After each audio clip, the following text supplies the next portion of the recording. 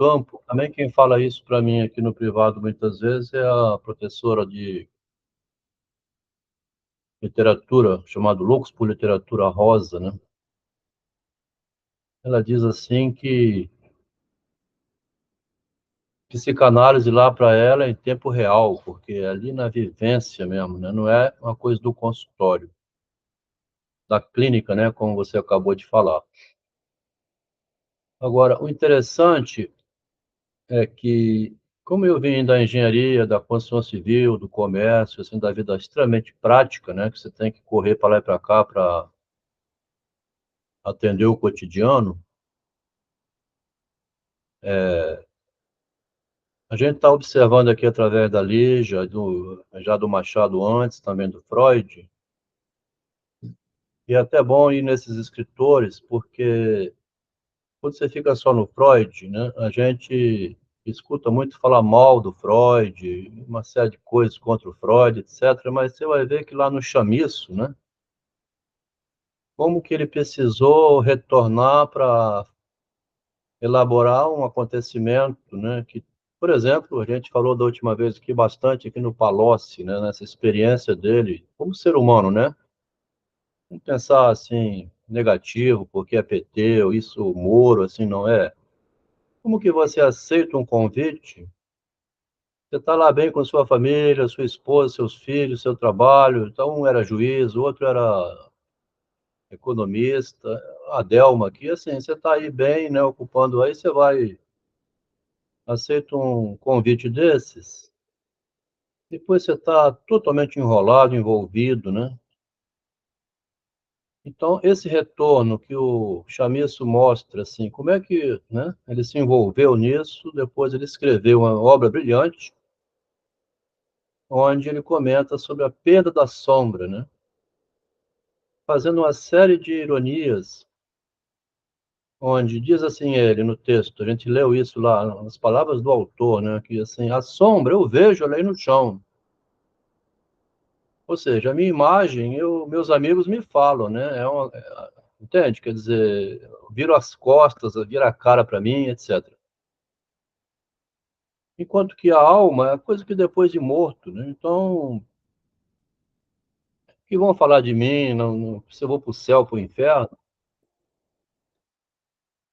Essa metafísica aí da religião, até isso o Chamisso considera, né?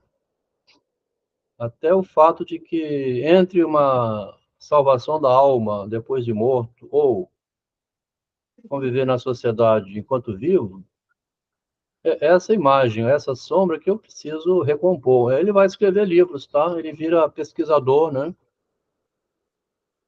Tá? Indo procurar na natureza algum material.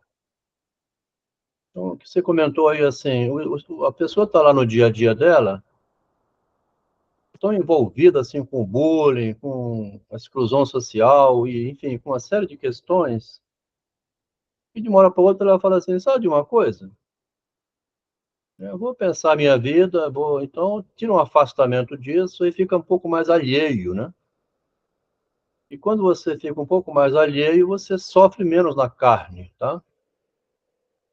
Então, esse exercício é que nós estamos buscando aqui, quer dizer, como é que você está na experiência, no sofrimento aí do... Falando tudo isso aqui porque eu já aí no início começou, perguntei assim sobre a ocupação dele da aula, é professor, né? Enquanto eu fazia engenharia na década de 70, 76, 80, naquele tempo tinha um cargo chamado Monitor 3.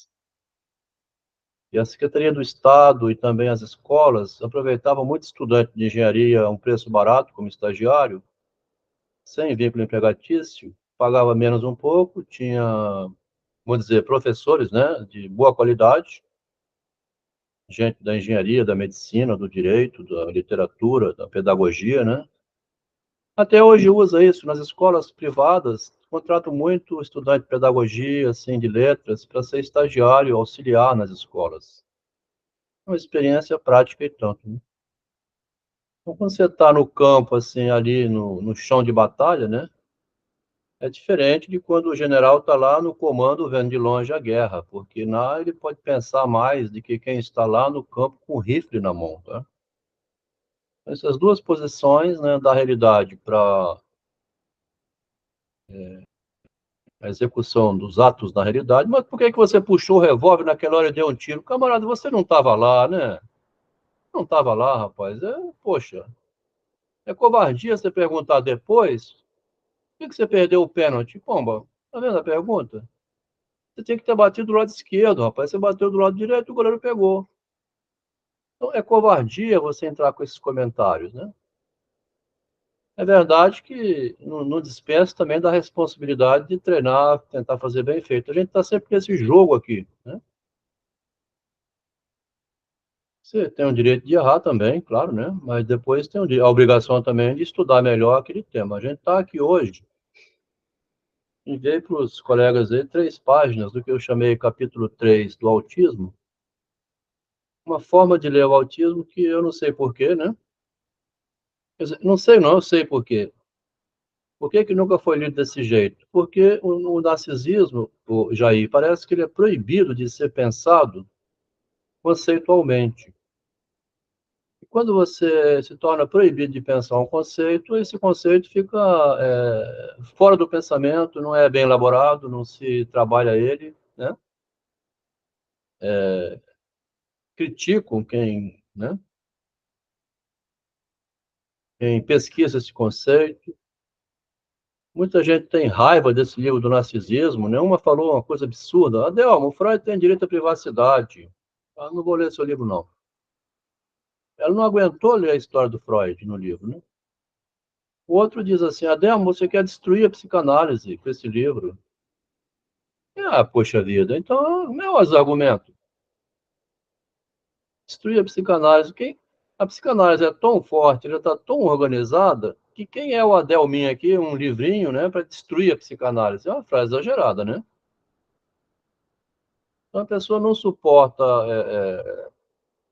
esse enfrentamento com uma questão séria que aconteceu ao Freud. Então, a gente aproveita esse modo de pensar para trazer para o pensamento da seguinte maneira. O Freud também era um pouco autista, então, né?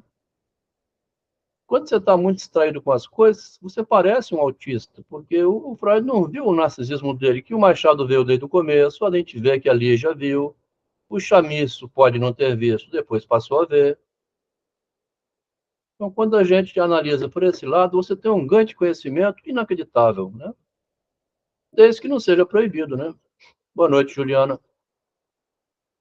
Então, esse capítulo que foi distribuído aí do livro do autismo, capítulo 3, ele aborda um ponto que eu vou te falar, essas descobertas minhas, assim, no meio do caminho, eu não, né, não me tomo por gênio, não, mas talvez porque era proibido pensar o narcisismo, tornou-se proibido chegar ao autismo com esse modo de a gente raciocinar que estão vendo aqui, né?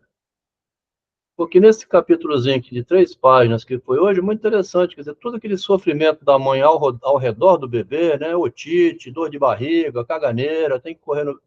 Eu tive, né, 3 meninos e mais uma menina. O pânico que dá na mãe, no pai, você corre no pediatra, o garoto tá lá com febrão, né? Tá todo encatarrado, parece que vai morrer, tem 6 meses, não diz nada, ninguém sabe o que ele tem que abrir óleo dentro do ouvido, é otite, não é? É garganta? Não, é alguma coisa que ele engoliu, ninguém sabe. Toda essa experiência, o bebê não tem voz, né? Ele só sente isso, né, no corpo dele. E observa com os olhinhos dele, ele observa toda essa movimentação e não entende nada. Lá por volta de 1 ano, quando o garotinho corre para cá, fica procurando a imagem dele no espelho, parece a gente também perdido, igual o chamiço. Aquele garotinho correndo para frente e para trás no espelho, é tipo o chamiço, assim, tentando se achar, né? Pô, perdi minha sombra, como é que eu encontro de volta? Aquele garotinho ali correndo para lá e para cá, não é num instante que ele acha, né? E uma hora essa angústia dele, mas ele está curioso, procurando muito. O grande problema é assim, aqueles que ficam apáticos, que desistem desse processo, ou algum motivo tem que ele delega à mãe, que ele observa a mãe, né, espertamente, a imagem dele está na mãe, a mãe que faz por mim. Tem um jogo de dominação aí, mesmo de um serzinho que nem fala ainda. E se nesse momento ele ficar assim, ele não avança para dizer mãe, né? A gente, então, está em torno disso, Jair. É uma novidade incrível, tá? Depois você lê lá, envia para você também. Fala agora, Jair, você está com a mão levantada? Adamo, eu não tinha parado para analisar, confesso que não tinha parado para analisar, né? O caso Palocci, né? E aí eu fui procurar tal e vi que as condenações do Palocci foram anuladas, não por questão de mérito, mas por incompetência, né? Porque o foro não era competente.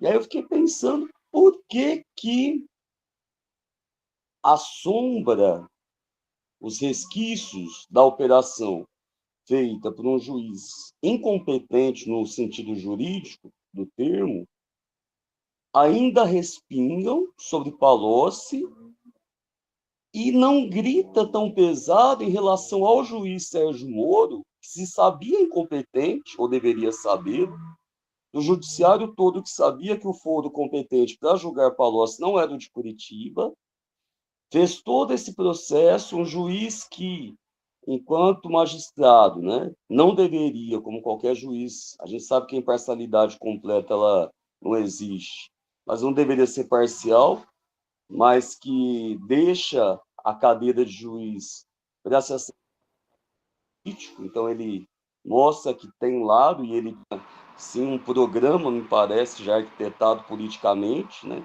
Um juiz que deveria ter uma de linguagem de extrema qualidade e consegue falar conge e outras aberrações, né, para um jurista.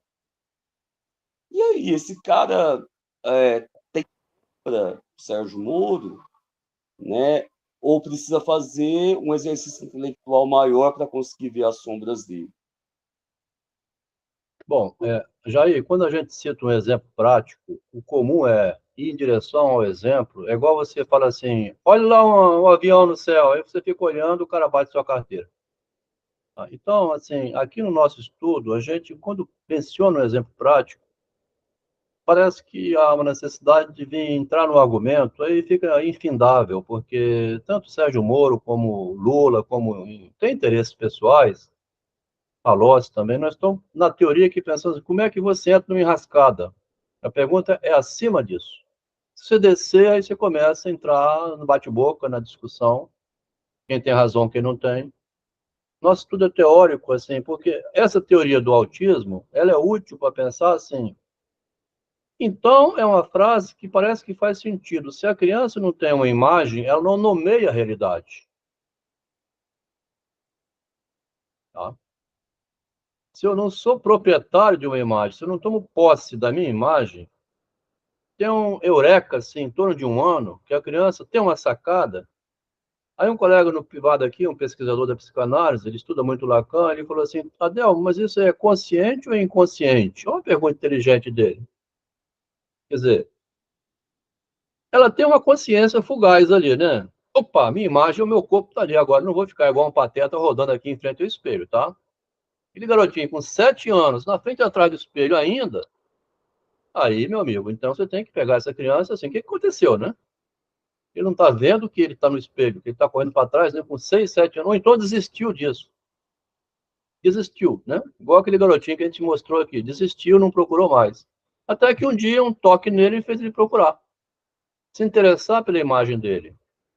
Deu um fundamento novo, que o garotinho agora está desenvolvendo melhor, concentra um pouco mais na atividade.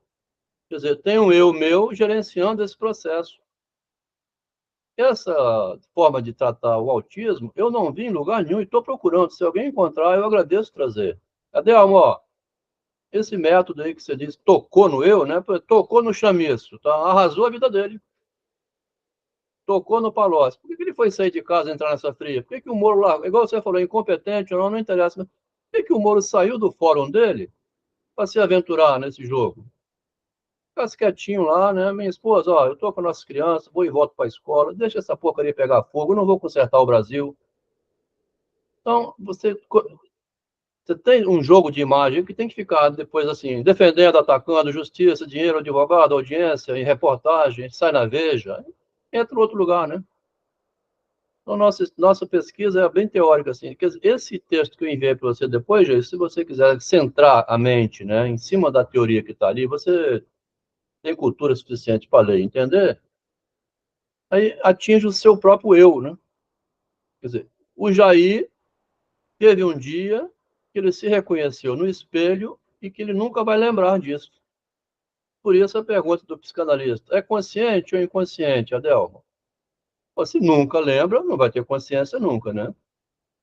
Ah, não, foi um dia que eu estava no shopping, aquele menininho vai lembrar disso?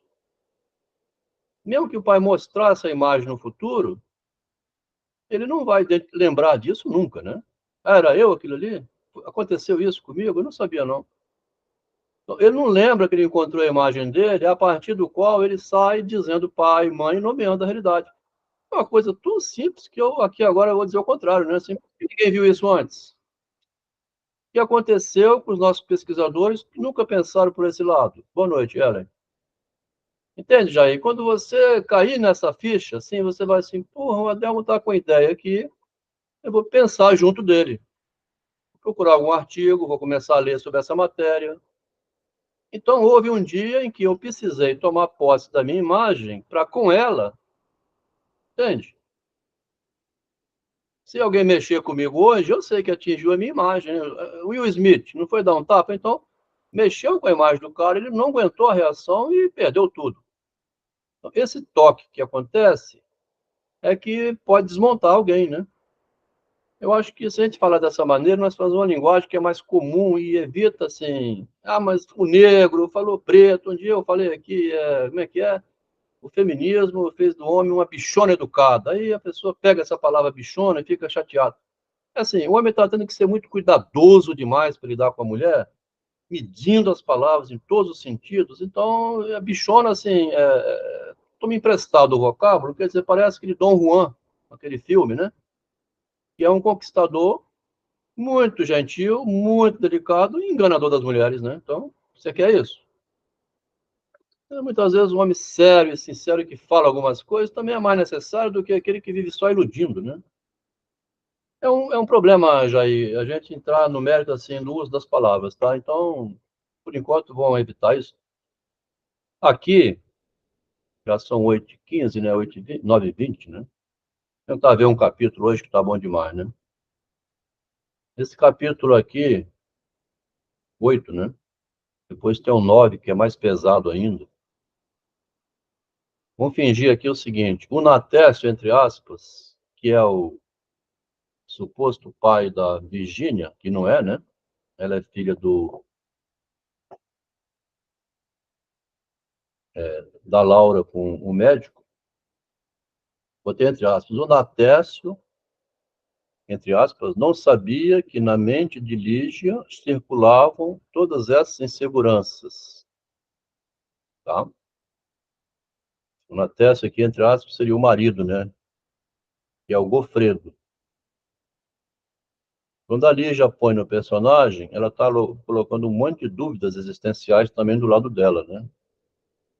Aquela relação sexual que a gente leu no capítulo anterior, que ela fica assim muito assoberbada, né? Entreguei minha virgindade a um estranho. Ó, o que vão dizer de mim por aí? Vou ficar falado no pedaço. Me comeu, né? Me levou para. Eu estava mal aquele dia. Saí do Natal à noite, onde naquela casa eu não sou irmã de ninguém, ao mesmo tempo que eu sou, meu pai não é aquele. Essa paranoia toda na cabeça dela, a Lígia, toma emprestado da Virgínia, uma situação fictícia que ela criou, e no meio disso tudo tem questões pessoais dela, né? Ela também teve um dia uma primeira relação sexual, depois ela tem uma obrigação de sustentar um casamento. Nesse ano de 54, aqui em 56, tá? 1956, ela começa a escrever para Simone de Beauvoir. Existem na literatura 10 cartas trocadas dela, tá? No capítulo seguinte, ela vai pedir ao pai, a Virgínia, pedir ao pai na teste aqui, né? Um pai que não é pai, para fazer uma viagem. Incrível que pareça, 2 anos depois, 4 anos depois, quando ela sai do casamento, a Lígia vai viajar também. Então ela tem um descolamento, assim, um afastamento da realidade para pensar a vida dela, né? Eu, como grande escritora, vamos ver o que eu escrevi aqui. O marido da Lígia, né, não sabia que na mente da Lígia circulavam todas essas inseguranças, todas essas dúvidas, esses medos que ela narra no livro.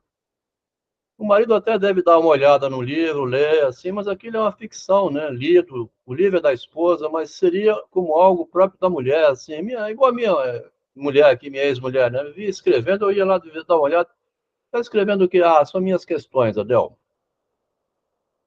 Um devaneio, uma viagem imaginária, quer dizer, nada que dissesse respeito à vida com ele, à vida real, como se fosse fora da realidade. Lígia, alguns amigos nossos virão nos visitar nessa sexta. O que considera conveniente servirmos para eles? Salgadinho, cerveja, essa vida doméstica, né? Que a Lígia antecipou o feminismo atual. Hoje, nenhuma mulher quer filho, família, essa vida doméstica não vale nada, tá? Dona de casa, assim, hoje é tipo nota zero, né? Tá? Socialmente não rende, tá? Não é nem reconhecido como ocupação ou emprego, assim, ser mãe, cuidar da casa, né?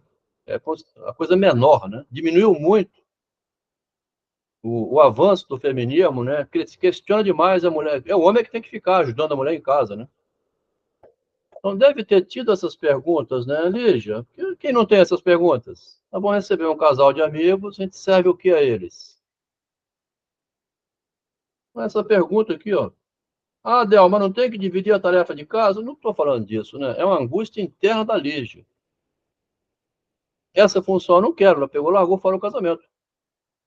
Quantas vezes perguntas assim, relativas à mundaneidade do mundo, não foram feitas à esposa que tinha em sua mente tantas fantasias, tantos medos e tantas incertezas quanto ao futuro? Tá? Depois que ela largou o grande jurista Goffredo, ela se casou com o cineasta. Todo cuidado é pouco quando casado com uma histérica, que é a linguagem do Adelmo, né? Elas jamais sabem o que de fato querem da vida. Ainda mais quando se solta, né? Uma argolinha no dedo médio pode ser uma coleirinha para tentar aprendê-la, uma coleirinha simbólica, né, que segura apenas uma imagem facilmente derrubável nos dias atuais. E Lígia antecipou esse movimento em 54, quando segundo a pergunta, o que quer uma mulher, né? Eu não queria casamento nem filho, não. Eu queria um parceiro para viajar, para expor minhas obras, para ir para a academia de letras, tá? Dar palestras. Não vou entrar aqui porque ela desenha isso através da irmã dela, tá? Nesse capítulo, ela faz essa jogada via a irmã dela. Ou seja, lança a mão de um personagem para dizer tudo que eu quero, né? Então ela vai entrar na sala da Otávia, que é pintora, né? A porta do ateliê estava apenas cerrada. Virgínia empurrou-a. Otávia mordia a ponta de um pincel enquanto examinava pensativamente o quadro que estava por terminar. Voltou-se sem pressa, lançou a Virgínia um breve olhar e apontou-lhe a cadeira. Estava concentrada, apontou automaticamente. Sente-se e admire minha obra-prima. Na tela havia um aquário com um gato cinzento sentado no fundo e um peixinho vermelho nadando pouco abaixo da boca do gato. Ambos estavam mergulhados na água. Mas enquanto o peixinho aparecia com proporções normais, o gato tinha o focinho enorme e olhos monstruosos, que se estendiam dilatados em quase toda a superfície arredondada do vidro. Também não custa lembrar que esse é o primeiro romance da Lígia, né? Então, ela aqui é uma linguagem mais direta, né? Onde ela cria uma ilusão de ótica, né? Que como se o gato estivesse dentro do aquário, né? Ela, então, desenha um quadro, tá? Ela desenha um quadro da realidade que ela bota assim, na tela, ó. Olha que confusão que a Lígia cria na mente do leitor. Quer dizer, a Otávia não estava pintando esse quadro, né? Ela entrou no quarto, como a Otávia gosta de gatinho, a Lígia desenhando com palavras um quadro, tá? Ela desenhou um quadro na mente do leitor, né? Um gato ali pronto para abocanhar o peixe. Virgínia ficou sem... Isso aqui eu estou falando assim, a criatividade da escritora, né? Virgínia ficou sem saber o que dizer. O peixinho e o aquário eram perfeitamente normais, mas havia o gato mergulhado lá dentro, com aqueles olhos que pareciam duas densas gotas de tinta verde se diluírem na água. Era um quadro estranho, estranho como Otávia. Ela transforma a realidade que ela vê num quadro, né? Tá? O escritor tem esse direito, né? Chamado licença poética, né? Um quadro que eu vi era estranho. Estranho como Otávia, estranho como a própria desordem do quarto, atulhado de telas pelos cantos. É o quarto do pintor, tá?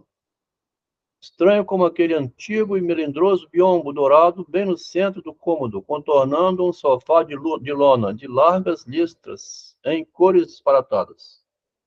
Quer dizer, olha só o olhar feminino no ambiente, né? Ela observa, repara os detalhes, né?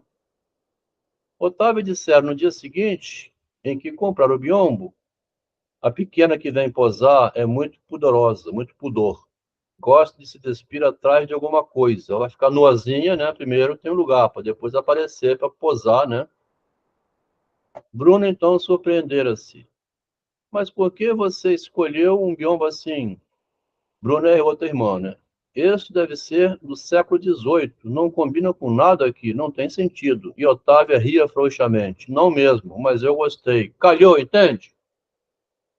Linguagem de artista, né? Não precisa explicar por quê, assim. Calhou, tá? Calhou.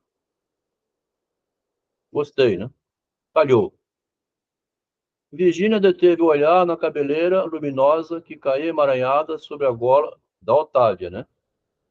Cabeleira loura que ela tinha. Alta do casaco azul marinho de botões dourados. Otávia parecia uma menininha esquecida a bordo e metida num vasto capotão do comandante. O frio absurdo continuava.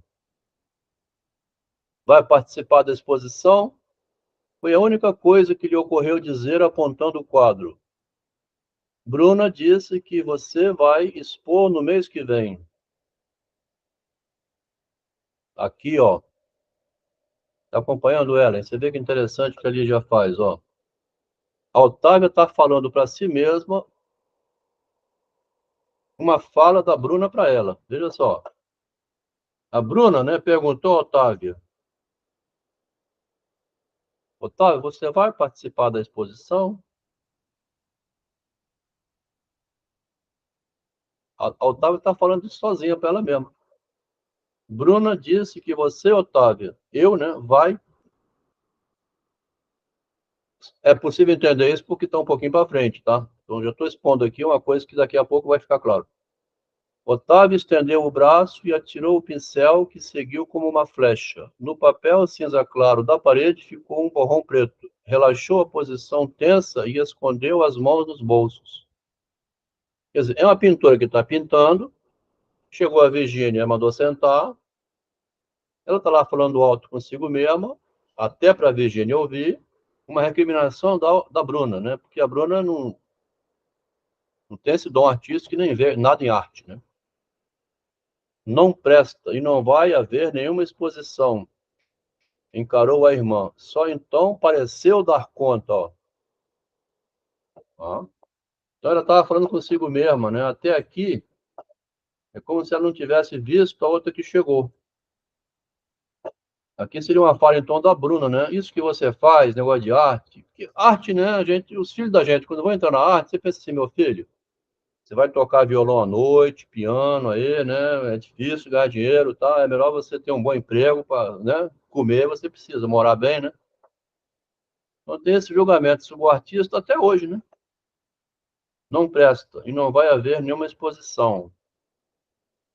Só então que ela viu a irmã no quarto. Teve o seu insondável sorriso. Você sumiu ontem. Aí ela começa a perguntar, né? Ontem, né? Foi na noite do Natal. Você saiu de lá levada pelo Rogério, né? Agora ela cai na realidade, então. Aí diz: passei a noite no apartamento de Rogério e depois fui ver a Letícia. Não creio que tenha se divertido muito. Rogério é afobado demais no amor. Aqui, ó. Comentário da Lígia sobre o masculino, né? Que você já vai assim, quando o cara já vai de pau duro, assim, não tem aquelas preliminares que a mulher tanto reclama, né? Poxa, não tô nem aquecida ainda. Você já vem arrancando a minha roupa assim, quer me comer? Afobado demais no amor, né? E como transpira, inclusive é fedorento, né?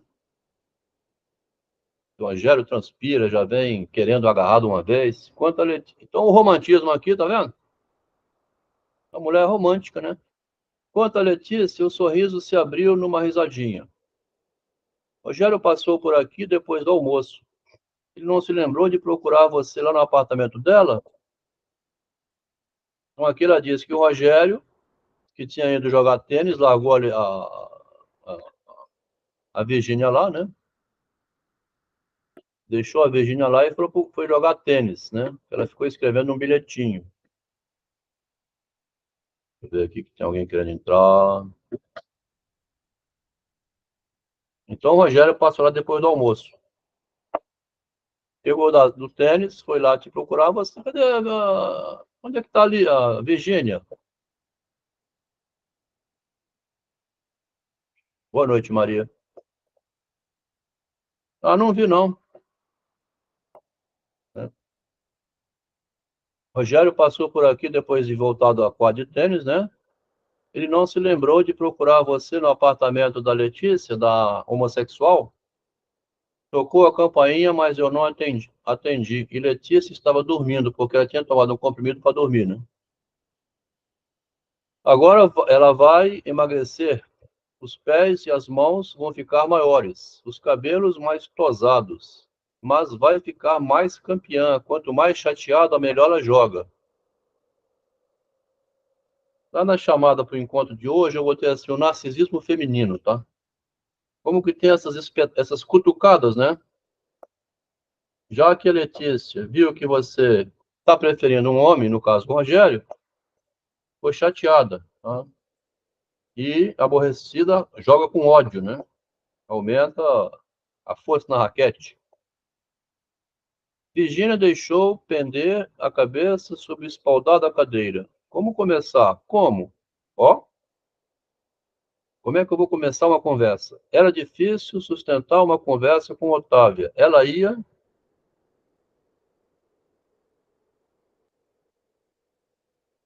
muito bem até um certo ponto. Chegava mesmo, às vezes, a se interessar pelo assunto. E, de repente, distraía-se com qualquer coisa e ficava para trás. Então, ela desenha Otávio como aquela pessoa que não tem interesse nenhum na subjetividade. Tá? Entrar na análise assim, dos pensamentos paranoicos internos, né? Passou a mão pela fronte ardente, sentia a cabeça latejar sob os golpes do sangue.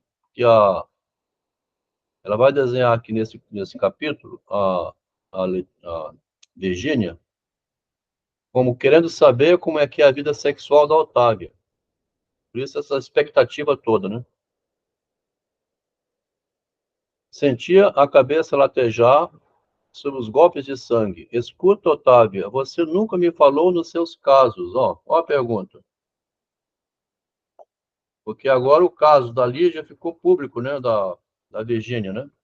Todo mundo sabe que ela foi com o Rogério para o apartamento. Então, você nunca me perguntou? Estou perguntando agora, rebateu Virgínia, entrelaçando as mãos com tanta força que as pontas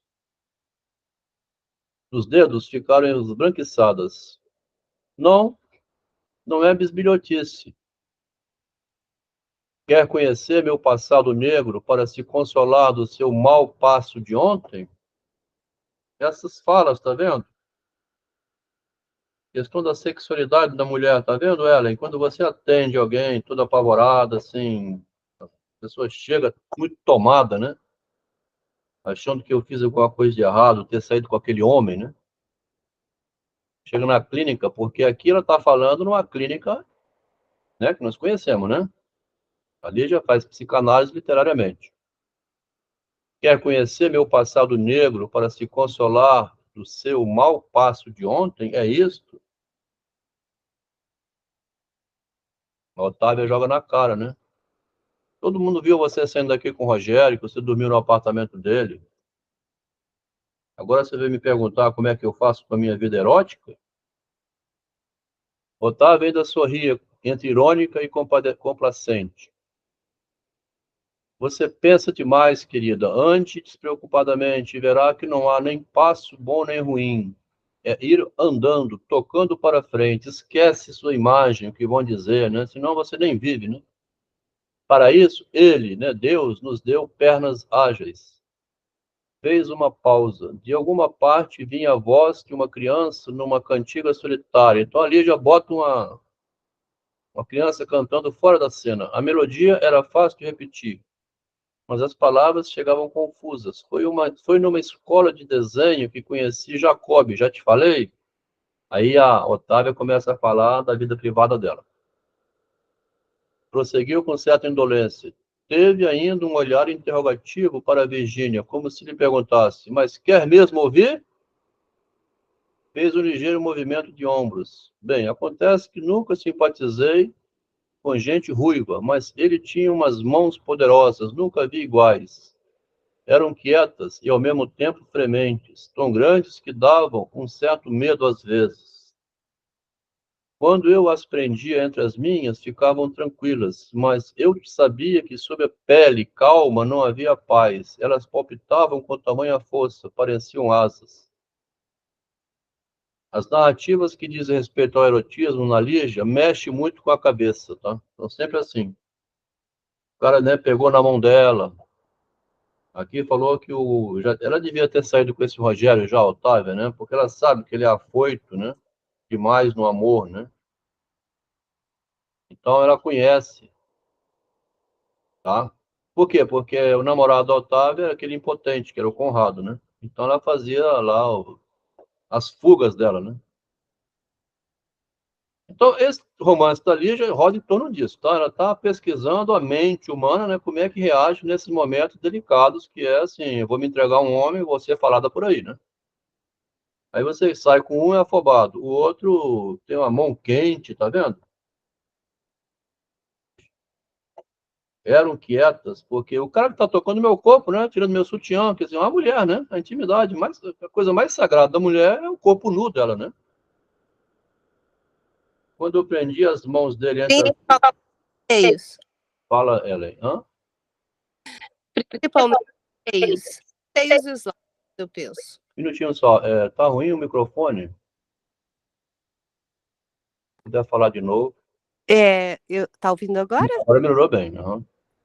Eu penso assim que os seios é uma coisa muito importante para a mulher, porque é através do seio que ela amamenta o filho e tem todo um, né, um simbólico em cima dessa parte do corpo da mulher. Então, tipo, o homem chega e já vai metendo a mão nos peitos da mulher, é a pior coisa que ele pode fazer na vida dele, né? Então, é muito importante isso que você estava lendo aí agora. Mas é da sensibilidade de cada um, né? Você também, assim, está relatando o modo como você toma essa questão para o seu lado quando alguém vai te agarrando. Vamos pensar assim também, porque já tem outras que, bicho, quanto mais rápido fizer aquilo, melhor para mim. Então, assim... Não, peraí, não estou falando de uma maneira pessoal, eu estou falando por questões de estudo mesmo, de coisas que eu li, que eu vi, que eu pesquisei.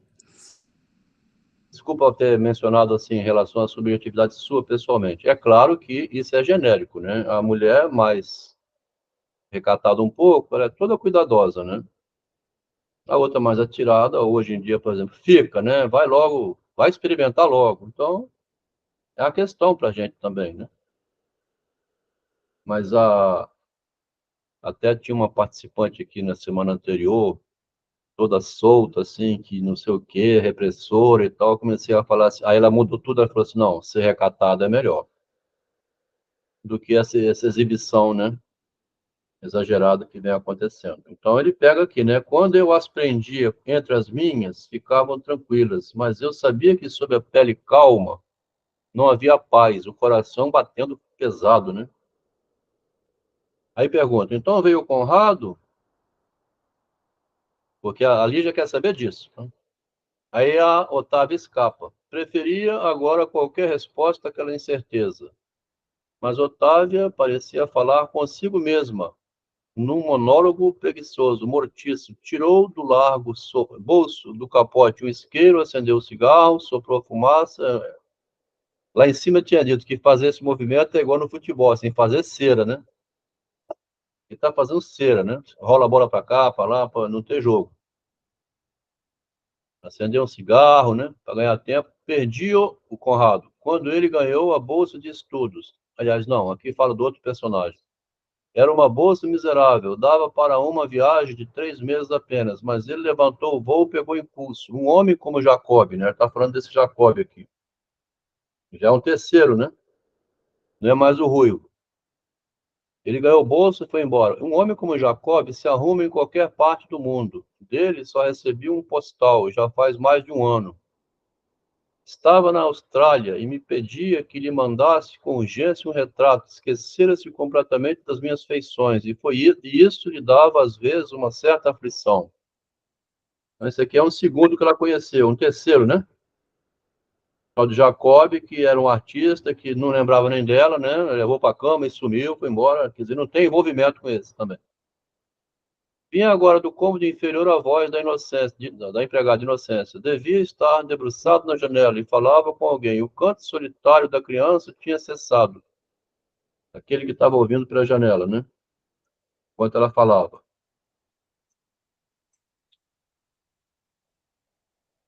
Daí me dediquei ao irmão dele. Então, do Jacob foi para o irmão do Jacob. Não era ruivo igual ao anterior, nem tão mal criado como o Jacob, mas tinha um pouco cara de padre.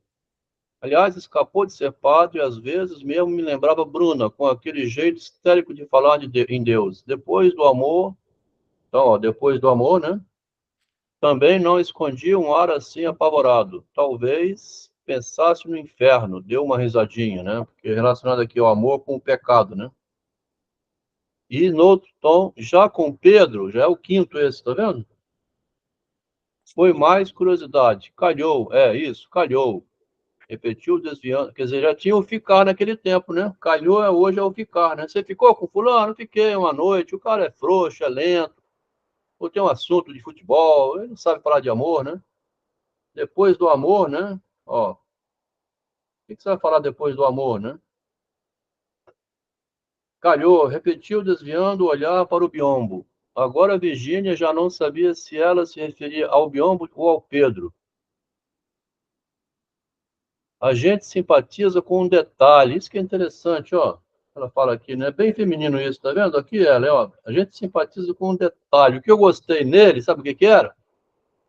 Um é o jeito intelectual, o outro é, assim, é macho, cara de cabeludo, o outro é, sei lá, delicado, né?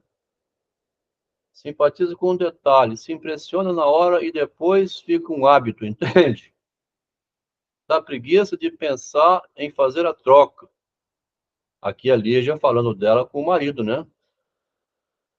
O Goffredo era riquíssimo, né? Professor da USP, professor dela, né? Um dos maiores juristas do Brasil. Se você entrar no site do Goffredo, você vai ver quem ele é, porque aqui não fala nada do Goffredo, em lugar nenhum. Então, o Goffredo viveu até quase a virada do século, acho que foi 1998, que veio a óbito. Produziu muito, tem muito artigo jurídico do marido dela. Então, não quer pensar em fazer a troca, né? Que é o que ela vai fazer daqui a pouquinho mais na frente, daqui a uns 4 anos, né? Então, ela joga na voz da Otávia esse hábito que você cria quando você fica com alguém e tem medo de separar. Aí diz, tive outros, lá sei, mas por que é que estou falando tudo isso? A conversa entre a inocência e a desconhecida tinha de ser... Ali já bota os nomes, assim, de propósito, assim, muito escancarado, né? Porque não é inocência... Por que eu estou falando isso? Aí entra a inocência, né? A conversa entre a inocência e a desconhecida tinha se interrompido, ó. Como é metafórica, né, a língua. Tá vendo, Jair, como é que você vê o autor botando esses despistes, né? Por que eu estou falando isso? Quer dizer, eu estou falando inocentemente. Aí vem a inocência. E uma desconhecida que seria a Virgínia com esse modo de pergunta. É começar o canto da criança.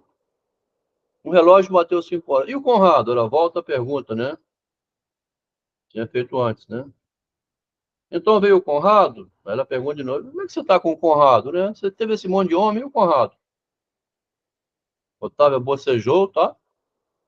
Esfregando os pés descalços no chão.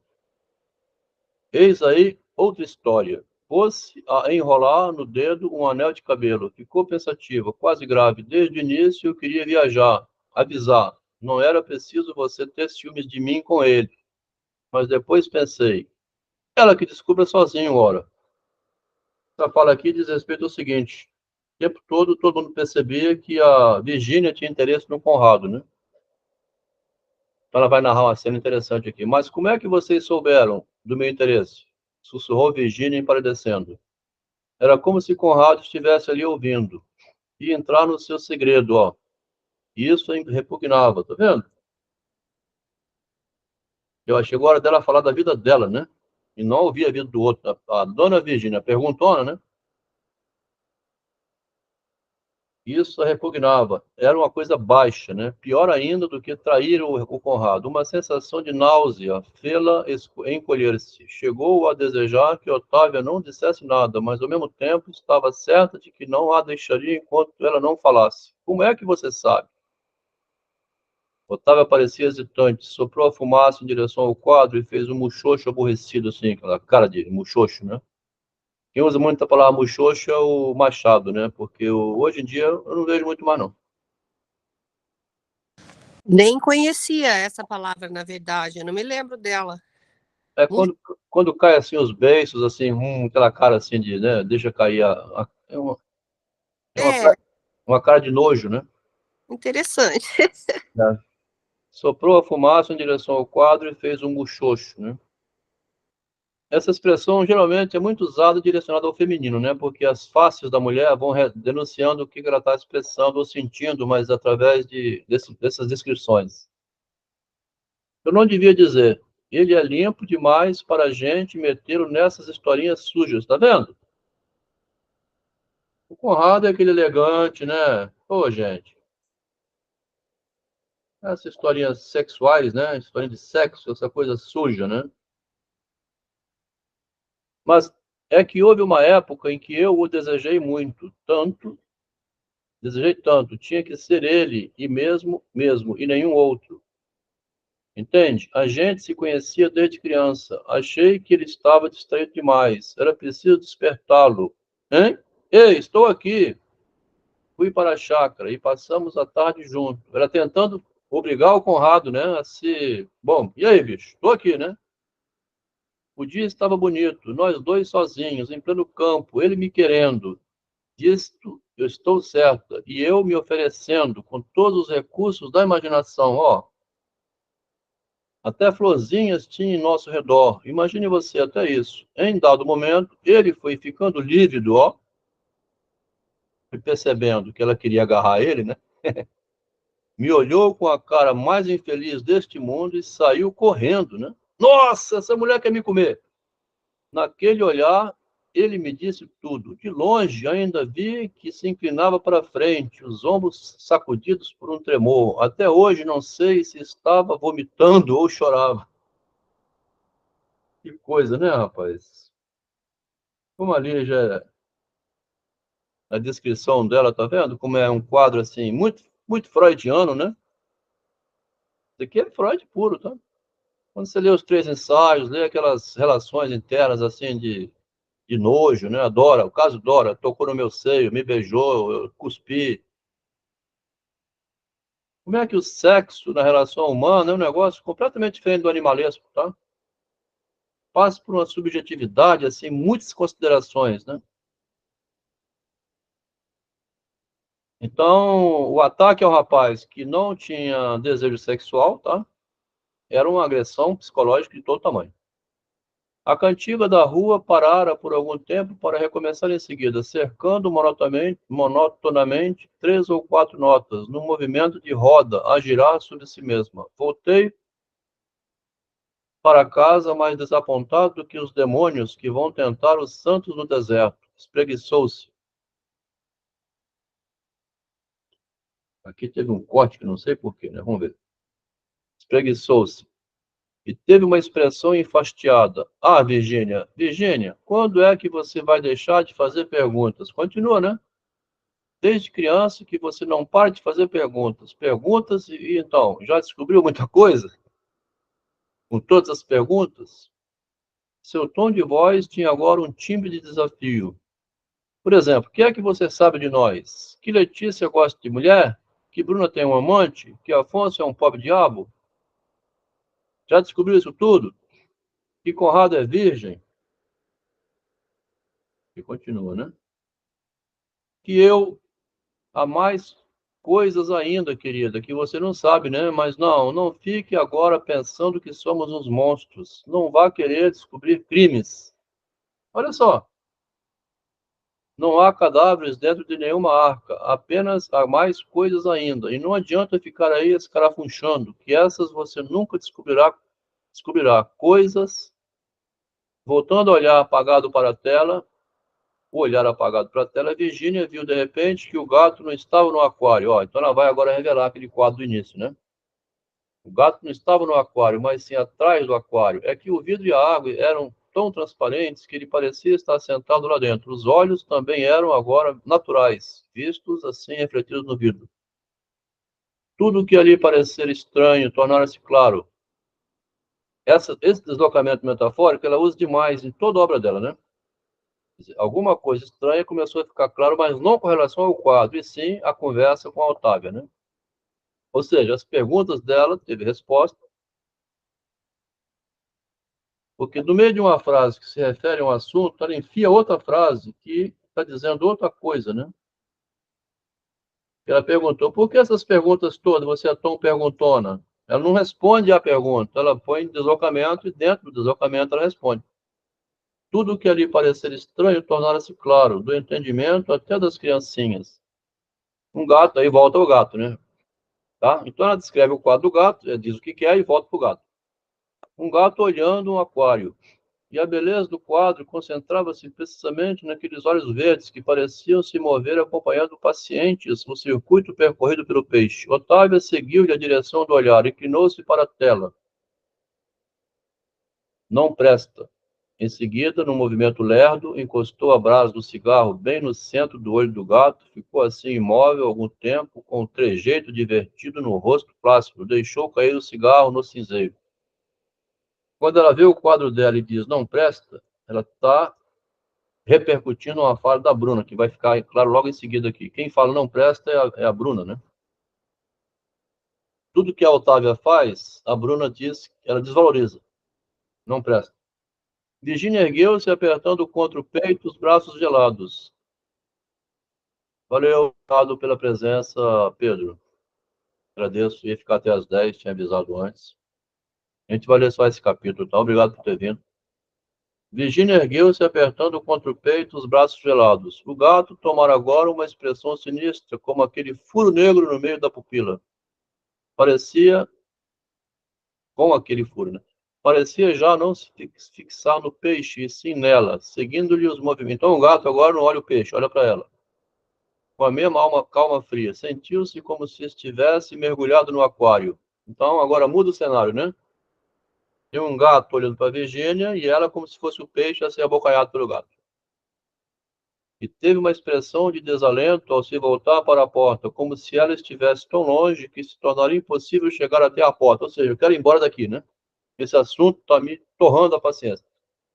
Lembrou-se, de repente, do calendário da infância, a moça de chapelão de palha, com o namorado no piquenique no campo, a relva cheia de florinhas, florzinhas, e florinhas. Até florinhas tinha em nosso redor, até isso. Esse quadro foi descrito lá no outro capítulo. Agora começa a entrar a Bruna, tá? Viu, Bruna? Perguntou Otávia. Ela veio almoçar conosco, então veio da casa da Letícia, né? Depois de passar a manhã lá, pegar um almoço aqui na casa das duas irmãs. Está tão solene, avisou que vai fazer um longo retiro espiritual. Riu, abrindo os braços com gesto de adeus. Um retiro, querido, um retiro. Aqui eu troquei a frase. Aqui é a Otávia falando para Virgínia, que está saindo. Ela pergunta se viu a Bruna. E a Bruna vai sair para um retiro espiritual. A Bruna é aquele negócio zen, assim, de religião, e também de vegano, e negócio de budismo, yoga, né? Ela tenta sair da realidade através desse recurso aí do yoga, né? Retiro espiritual, então, ela vai fazer, vai sair para um longo retiro espiritual, né?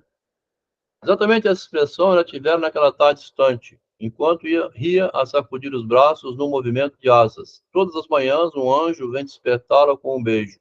Um anjo, querido, um anjo.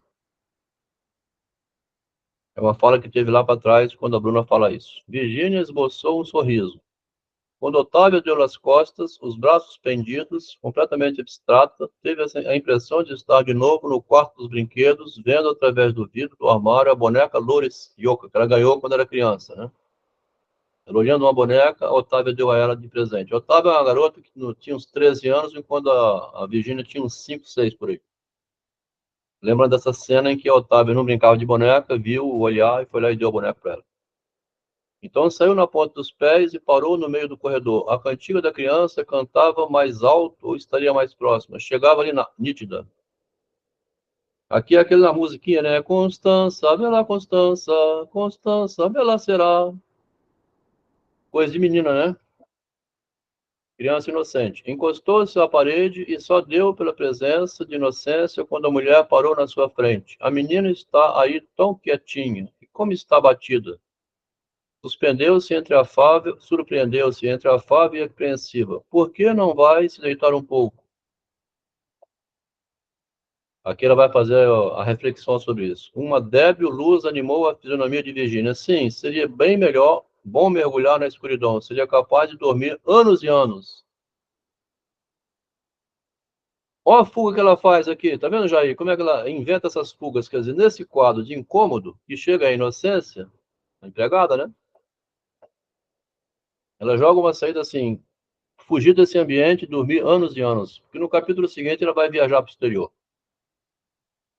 Então ela diz, vou dormir. A mulher aproximou-se, segurou-a pelos ombros e atraiu-a afetuosamente para si. Que palidez. Teve algum desgosto? Teve. É outro que quer saber da intimidade, tá? Através dessas perguntas, que ela vai dizer agora, né? Com sua voz açucarada e colo maternal, Inocência era um morno convite às confidências. Os seios vastos, cheirando a talco, abriam-se generosos para receber segredos. Ó, mas a expressão de falsa solicitude não podia iludir. Ó, tudo isso era falsidade para querer saber se eu me abria com ela. Ela queria apenas saber. Em troca, dar-lhe-ia a paga de alguns minutos de calor humano. E era tão bom o calor humano, né? Mas Virgínia preferia agora o calor dos bichos, das árvores, ou o simples calor do sol. Esquivou-se do abraço. Não foi nada, apenas preciso dormir. Preciso que não me chamem. Acordarei sozinha quando chegar a minha hora. Quer dizer, nesse ambiente onde todo mundo, onde ela se sente uma certa hostilidade com relação à pessoa dela, a Virgínia, né?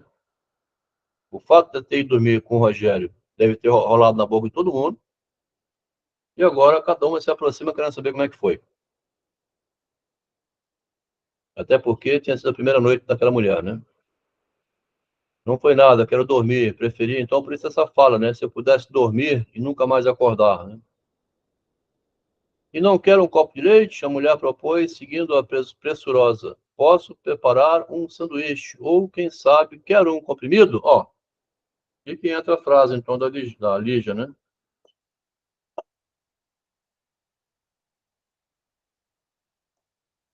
Essa frase, né? Você quer um comprimido? Que, ou seja, você está doente, né? E toda a parte do afeto, do carinho, ela recusou, né?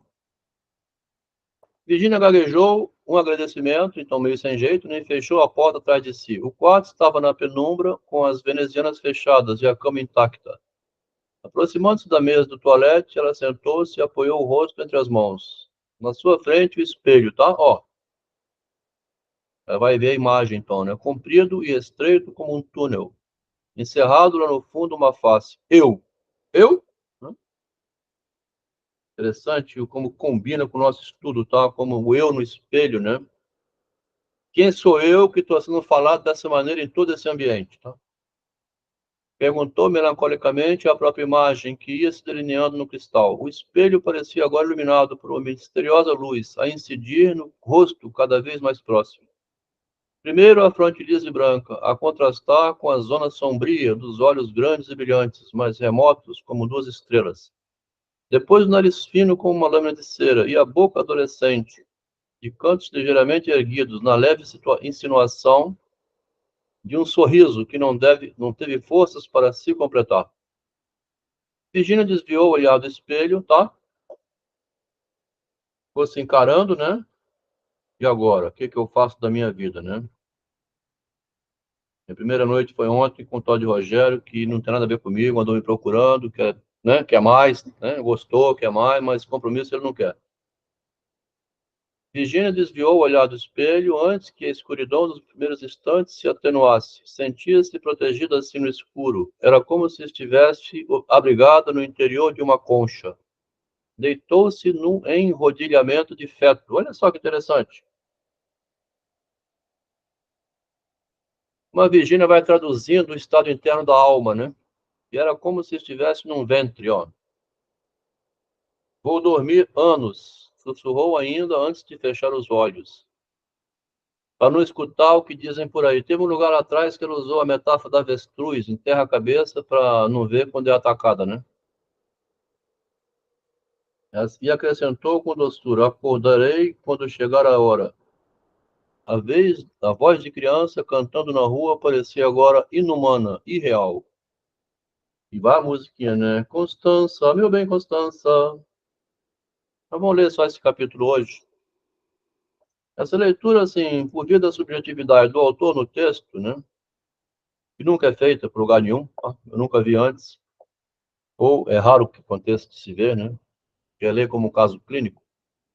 É isso, Jair, que nós estamos perseguindo para tirar um distanciamento e uma nova maneira de compreensão das coisas, que aí você fica menos afetado, né?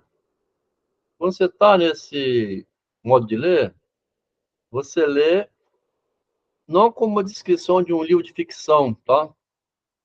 Eu tinha uma colega aqui que veio assim uma vez só, professora, agora eu lembrei, a Heloísa, né? Assim, mostrou uma tonelada de livros, ler livros e mais livros. Eu também fiz isso antes. Mas quando você vai ler assim, você não sabe nem qual é o próximo livro.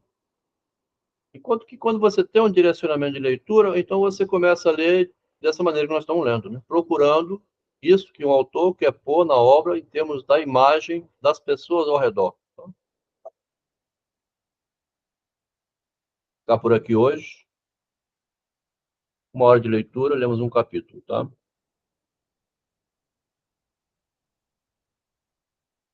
E assim a gente vai avançando, né?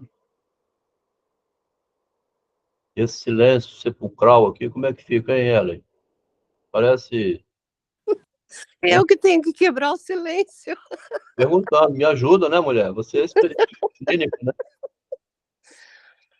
Ah, então, a alma humana é isso aí que a gente está vendo, né? É. Não temos escapatória, é bem isso mesmo.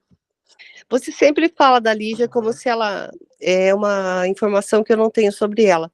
Ela nunca fez análise, nunca procurou terapia? Bom, Ellen, a sua pergunta aqui, nós vamos dar essa resposta, que eu acho que não sei se já passamos por ela mais de uma vez antes, mas é assim, aquilo que o Adelmo foi falar 13 anos seguidos no consultório do analista, escondido onde ninguém ouvia nada, o escritor literário, ele faz isso dessa maneira que ele está lendo. Quer dizer, a Lígia não precisa análise nunca, né?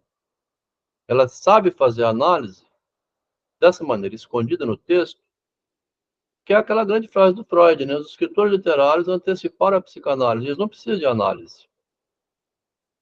Tá? Malvada, perversa, já está dizendo tudo, né? Eu preciso falar isso com o analista. Então, os artistas, eles, né? Eles conseguem xingar e fazer. E todo mundo xinga junto, né? Todo mundo xinga junto. Malvada, É, perversa, covarde, Porque você, fingida. Olha só, o cara tá o foco. Ah, porque você sempre fala, né, que as pessoas vão buscar o vocabulário no divã. E eu é, fico pensando o que ele quer dizer com isso. Porque qual é esse vocabulário que as pessoas buscam no divã? Eu fiquei pensando sobre isso. Fale-me mais sobre isso. o vocabulário que eu não encontrava no divã eu vim encontrar lendo o Machado de Alígia, né? Quer dizer, só faltava o meu analista falar assim, Adelmo, tudo isso que você está me falando aqui dá um belo de um romance. Vai escrever um livro. Então, o vocabulário você já tem até, você tem a vergonha, ou não sabe, né? Então, a análise é você, análise é isso, é você sublimar a experiência, tá? O que é uma análise? A sublimação. Sublimar a experiência com a produção cultural. Essa é a frase do Freud, né? Ah, então foi assim que eu me virei a vida toda, produzindo produtos culturais, então. Eu entendi. Entendi o que você quer dizer com isso. Tá, agora ficou bem claro para mim. Bacana, muito Ainda bom. mais você que é cantora, que escreveu letras, você, Ellen, você não vai me dizer nunca que as letras de música que você escreveu era assim, olhai o lírio do campo, né? Na minha terra tem palmeira, aqui canta o sabiá, não é isso. Ali dentro tinha um venenozinho seu. Ou então não, era só poesia assim, abstrata mesmo, não quer dizer nada. É uma coisa que você, no seu íntimo, você deve saber, né? A produção cultural, ela vem de várias formas, né? Então, não tem, assim, um padrão para isso, sabe? De repente você tá com um sentimento contido que você põe para fora, de repente você ouviu uma história de alguém que te inspirou, sabe? Então, e às vezes vem do nada, assim, você tem uma inspiração tua mesmo. Então, a questão de compor, de escrever, eu acho que é uma coisa, assim, que vem mesmo da gente, né? Não tem uma técnica. É igual a psicanálise, não tem como eu te falar o que é psicanálise. Pode ter um monte de teoria, mas eu nunca vou conseguir falar em teoria o que é psicanálise, porque psicanálise não está na teoria. Perfeito. Então, alguma coisa que incomoda, tá? Alguma coisa que incomoda, alguma observação assim que toca, você vai lá, escreve uma crônica ou faz uma música. O Chico Buarque, vendo lá Roda Viva, né? Roda Mundo, Roda Gigante, está incomodado com alguma coisa aos 20 anos de idade, quando ele abandonou a arquitetura para se tornar escritor e músico, né? Já o Melchior, a mesma coisa, estava no 4º ano de medicina, falou, mas eu não preciso vir aqui na escola para me dizer onde é que nasce o sol, né? Lá bate o meu coração. Então ele já está dizendo na música assim, por que ele abandonou a medicina. Então os escritores, a vida é psicanálise em ato, né? É isso aí. Então, quando, né, parece que, sabe por que fala isso, Ellen? Porque o que você disse também faz sentido. Tem muitos artistas que estão lá no palco se exibindo e tal, só para alegrar o ambiente, contando piada mesmo, assim, nonsense, né? Tipo aquelas pegadinhas do Faustão. Essa é a diferença entre divertimento e cultura, né? Então, existe o mundo da diversão e existe o mundo cultural. São dois mundos diferentes, né? Coisas que são feitas só para. Para divertir, Exatamente. só a piada. Porque aqui no Não é Brasil, um público que vai parar para pensar, né? Com uma letra de música, por exemplo. parar para pensar, porque está querendo dizer alguma coisa. Nos Estados Unidos, no Brasil, em certos países, assim, cinema, ele fica no departamento de diversões, Ministério de Diversões. Mais para a Europa, França principalmente, ele está no departamento do Ministério de Cultura. O cinema é cultura, não é diversão. Então, é uma diferença. O Freud, em 1905, publicou O Xiste e Suas Relações com o Inconsciente. Nesse texto, tá, o palhaço ri no palco junto com a plateia. Ele conta uma piada e ri junto com a piada dele e tal. Lá em 1927, ele publica um outro texto sobre o xiste, né, e a piada, mas agora mais ferino, assim, chama O Humor. No humor, o escritor ri, com o Machado, ri fora da cena, ri porque ninguém entendeu. E joga uma fumaça no ar, né, Capitu traiu o Bentinho, quem traiu o leitor foi o Machado, criando essa confusão, né? Então, o Machado ri fora do palco, assim, ninguém entendeu o que eu fiz. Então, ele ri solitariamente, né? É o humor do Joyce, tá? É aquele humor malvado, né? Ele engana e fica fora, deixando os enganados lá se procurando o sentido no texto, né? O Joyce fez um livro chamado Finnegan's Wake. Ele mesmo disse assim: vocês vão levar 300 anos para interpretar esse livro. Qual a maldade dele? Tá? Ele diz no outro lugar, não no livro, né? Porque o livro dele tem frases com 80 letras, uma palavra de 80 letras, misturado grego com italiano, com hebraico, Não, com latim. Ele não usa pontuação. Para ler Joyce, você tem que ter uma dinâmica de leitura imensa, senão você não consegue entender. Aí, o que ele fez com isso? Os estudantes de letras, tá? Pega aquela palavra assim gigante, ó, da primeira até a quinta letra é em latim, ele está dizendo isso. Da quinta até a oitava, da sexta à nona letra é hebraico, é isso, aquilo, outro. Então, eles vão tentando traduzir a língua do Joyce, e o Joyce rindo, né? Ocupou os universitários, né? Com as teses, assim, para decifrar o enigma. É tipo uma piada, só que bem diferente, né? E tem aquela piada que você conta e ninguém entende, mas ri assim mesmo. Exatamente. Mas Ulisses é bem complexo mesmo. Ulisses, ou Joyce. É que Ulisses foi um livro que a gente leu aqui num grupo de psicanálise e tentando conectar, né, a psicanálise com o Joyce. Olha, deu pano para manga, viu? E era só mais uma piada, né? O livro desenrola-se em um único dia, fazer um percurso lá em Dublin, que inclusive tem um ano, a Dublinense, né? Todo ano aqui em Vitória tem. Sim, tem, a festa, né, comemoração. Aqui em Vitória se reúnem. Eles vão e tem um lugar aqui que eles desenharam no chão, assim, faz lá. O Joyce conseguiu transformar todo mundo em pateta, assim. Fica repetindo a coisa que ele fez no livro, né? Narrando no livro. Quer dizer, a pessoa se dá um trabalho desse como uma forma de divertimento cultural, mas não tem a sacada, assim, do movimento do Joyce com isso, né? É muito interessante quando a gente começa a ver a obra com o autor se divertindo com os leitores, né? Deve ser um poder mágico da linguagem, né? Assim, eu fiz todo mundo cantar uma música, igual o Roberto Carlos, né? Todo mundo canta aquela música que ele fez, né? Assim, eu tenho o poder de fazer as pessoas cantarem o que eu compus, né? É um... Agora, por detrás desse movimento que a gente está lendo na Lígia, assim, como é que ela está tentando sair de um casamento? Esse livro aqui é bem autobiográfico, né? A Márcia, que hoje não pôde vir, ela disse assim, eu acho que a Lígia botou nesse livro aquilo que talvez, se ela pensasse melhor, ela não poria. Ela falando isso como mulher, né? No caso aqui, a primeira relação sexual da Virgínia, com um estranho, né? A primeira noite, né? Então, tem muito material autobiográfico escondido que ela diz todo esse horror, né, de uma vivência dessa maneira, sendo que ela não foi dizer isso a um analista. A grande sacada é essa, Ellen. Você não paga horas e horas ao analista, você converte isso em literatura de qualidade. Sim, acredito nessa possibilidade, com certeza.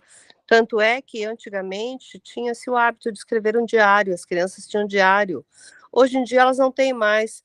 Isso é uma coisa muito importante que deveria ser incentivada novamente, sabe? É. Escrever um diário, acordar de manhã antes de sair da cama e colocar ali o que você sonhou, o que você pensa, o que você quer para o teu dia, sabe? Coisa simples. O medo danado de alguém pegar e ler, né? Fala, Jair. Adelmo, faz tempo eu assisti uma entrevista da Lígia, e assim, tenho lido algumas obras dela, Ciranda de Pedra eu não tinha lido ainda, e toda vez que eu leio uma obra da Lígia, fico assim, parado um tempo para absorver tamanha a profundidade, né, do que ela escreve, Falou e as tudo. possibilidades de interpretação. É. E foi assim, com todo o respeito à grandiosidade da Lígia, quando eu vi a entrevista, foi broxante. Por quê? Porque primeiro eu li a obra, depois eu vi a entrevista, né? E aí eu estou pensando, quando vocês estão falando aí, porque a Lígia, quando ela escreve, ela fica um gigante, né? Nas profundezas que ela vai. É. Mas quando ela fala a Lígia por ela mesma, ela se apequena, eu percebi. Parece ser uma pessoa do senso comum, né? Isso.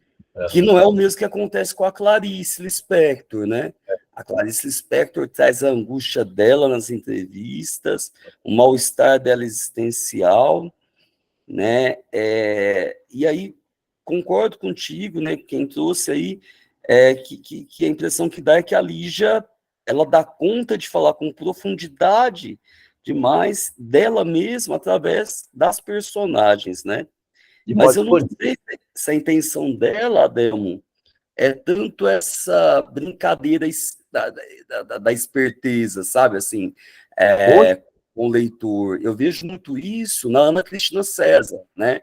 Ana Cristina César, ela uma mulher que viajou o mundo todo, e para você entender um poema dela, você tem que estudar mil e uma culturas, você tem que estudar um monte de lugar que a mulher foi. Ela mistura também palavras de outras línguas, né?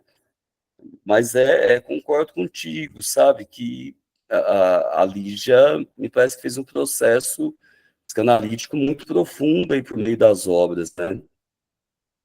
Jair, mais do que isso, tá?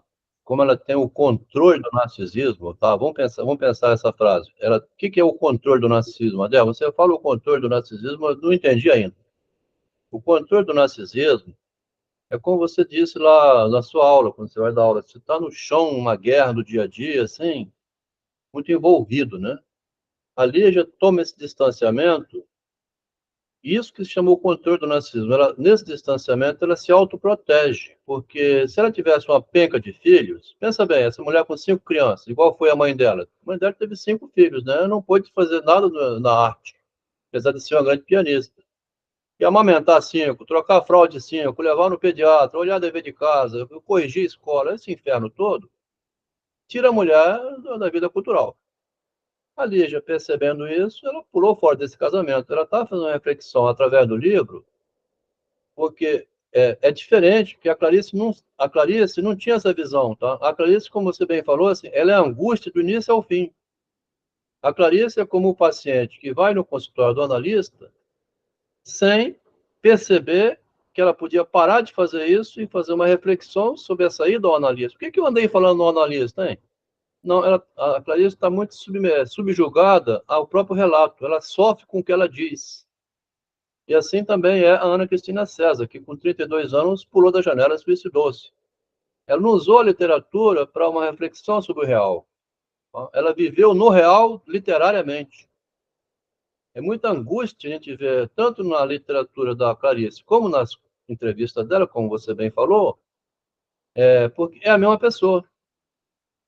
Já a Lígia, como ela sabe que na literatura ela narra tudo, mas na entrevista ela tem que se fingir de besta, aí você diz, ela seja pequena. Não é que ela seja pequena, ela ali, ela esconde tudo, bicho. No social ela não fala nada, né? Ela diz, se alguém perguntar, era você lá? Ah, não, aquilo ali é um momento de profundidade psicológica. Ela tira o corpo da reta, né? Então, nas entrevistas, ela precisa usar o social, assim, não vai falar da vida privada na entrevista, né? Ela não vai dizer assim, aquela Lígia, aquela Virgínia lá no capítulo anterior, que era o 8, né? Aquela relação sexual que eu narrei lá, aquilo foi a minha primeira relação. Ela não vai falar isso nunca, né, Jair? Pô, ela não vai falar isso. Ela narrou escondido, tá? Aquela menina, como é que chama? Virgínia Perguntona, era eu na infância. Mãe, por que você não largou essa merda desse casamento? Tá?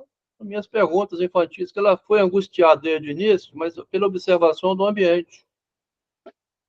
Então ela faz essa narrativa da Otávia de uma maneira crítica, diria assim, que essa mulher teve um monte de homem também, e o que ela fez com isso? Foi fazer quadros, né? A irmã disse que esses quadros seus são uma porcaria, você não vai para exposição nenhuma, vai para exposição ou não vai? Porque eu quero expor minha literatura, né? Indiretamente, ali já está querendo chegar à Academia de Letras, que ela chegou depois, né? Mas ela foi subindo igual Machado, assim, degrau por degrau. Ela tinha um projeto literário na mente, agora por que também, Jair? Na década de 40, ela deu uma entrevista em 56, dizendo que ela leu toda a obra do Machado, tá? Ela sacou isso que nós vimos no nosso livro do Machado, assim, como o Machado transforma tudo isso em uma literatura psicológica. Ela percebeu isso no Machado e falou assim, vou fazer igual ao Machado, pronto, resolvi minha questão. Vou me tratar com a vantagem, tá? O Machado fez isso sabendo o que fazia muito antes do Freud surgir, porque ali já tinha a favor dela mais um dado, que ela usa nessa frase que você lembrou. A Ellen lembrou aqui, que é assim, eu preciso treinar vocabulário no divã? Preciso não, eu vou treinar escrevendo. Ué. Que ela já sabia do Freud. Combinando o Machado com o Freud, ficou mais fácil para Lígia. Porque o Machado percebeu tudo isso sozinho, né? Que a literatura é um tratamento terapêutico da realidade. Ninguém leu Machado assim, Jair. Até o Freud caiu na armadilha do Ovídio, lá com o Narciso e Eco, tá? É como nós estamos usando a expressão assim, morreu no livro, morreu no lago, né? O Ovídio deixou o eco dele, que nós estamos lendo há 2000 anos. O homem continua vivo depois de morto. Ele usa essa expressão dentro do livro. Ele fala assim, como é que eu vou separar do meu corpo e continuar vivo? Numa reflexão do Narciso que morre no lago, né? Mas quando você lê isso de outra maneira, que é a maneira como Machado leu, e bota na literatura dele isso, né? Que o Ovídio, a gente lê o Ovídio dessa maneira através do Machado. Tá? Porque esse narcisismo que morre no espelho é para leitor ingênuo, tá? Que não entendeu a sacada do autor. O leitor ingênuo ele fica discutindo lá o livro, a Capitu traiu o Bentinho, o Ovídio morreu no lago, essas coisas, fica ali preso no texto. Então ele cai na armadilha do autor. E quando você cai na armadilha da linguagem, fica igual a Clarice Lispector, chorando a vida inteira. Não, né? A literatura da Clarice é angústia e choro do início ao fim. Morreu com 57 anos, fumava, teve um acidente que ela dormiu fumando, pegou fogo na cama, no colchão. Então, assim, a literatura não salvou a vida dela, né? Ela foi se aguentando, escrevendo, mas, ao mesmo tempo, a angústia devorando por dentro. É uma maneira diferente de você interpretar a literatura. Quando você toma distância para se ver na cena, aí você não sucumbe tanto. Tá? Ali viveu 103 anos, né? A diferença é essa, Jair. Quando tem um controle do narcisismo, pela percepção do ambiente, você adquire um controle do narcisismo e você não cai na armadilha do Will Smith lá, tá? Adele Smith. Adele? Olha o ato falho aí. Daqui a pouco eu vou dar um tapa na cara. Adele Smith. Ah. Então, com quantos anos morreu a Lígia? 103. Você tá brincando? Ela nasceu em 1918, morreu em 2023. Meu 22. Deus, vou começar a escrever hoje mesmo. Começa a escrever tudo. Faz aí para você ganhar uns 40 anos de vida, né? Vai chegar a 100 anos. Se você conseguir, brincadeira falando, mas assim, protege um pouco, né? Você veste uma máscara simbólica, ali dentro você solta os demônios. Aquilo que a Ataúfo Alves dizia na música, né? Mas é isso.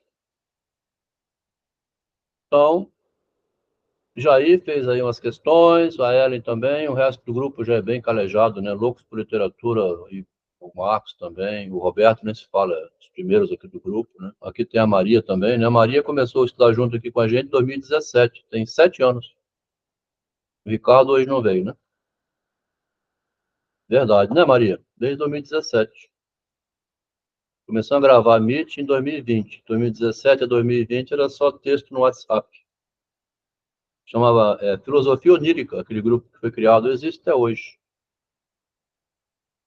Depois entrou o Marcos, a Andréia, mais recente, mas já estão bem aprofundados, né? Até porque a Andréia trabalha com a clínica também, é até mais fácil perceber o que nós estamos falando aqui, assim, desse jogo, né?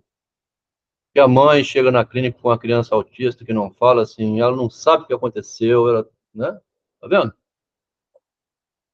E nós estamos conseguindo fazer uma interpretação nova que eu acabei distribuindo, né? Assim, dessas reflexões aqui nós.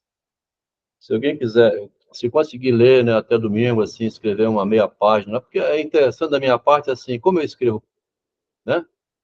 Pro lado do leitor, ficou claro, né? Porque se o livro ficar obscuro, não for inteligível, a gente não pensa, eu não leio com o mesmo olho do leitor, claro, né? Quando um professor é didático, ele sabe dar uma aula para o aluno entender. Mas esse é um tema difícil, esses. Tanto é que ninguém escreveu nada sobre isso, do autismo, né? Assim que tiver, viu? Já se tiver um tempo aí, fim de semana, sexta, sábado, e pegar as 3 páginas. Adel, eu entendi aqui até um ponto X, não entendi mais nada. O que ficar obscuro, você me passa depois, me ajuda, tá bom? Ok. Ficar por aqui, né? Ah, esse apoio é bacana. Pô, É, poder contar com o escritor, né, para decifrar os enigmas. Então tá bom, obrigada. Boa obrigado, tarde a todos. Um ótimo fim de semana. obrigado, Boa André. noite a todos. Boa noite. Aqui é um grupo de resistentes, né? Conseguimos ver hoje 6, 7 pessoas. Está muito bom, obrigado. Boa noite, todo mundo descansar. Amanhã é outro dia. Obrigado, Loucos por Literatura, né? Nosso colega.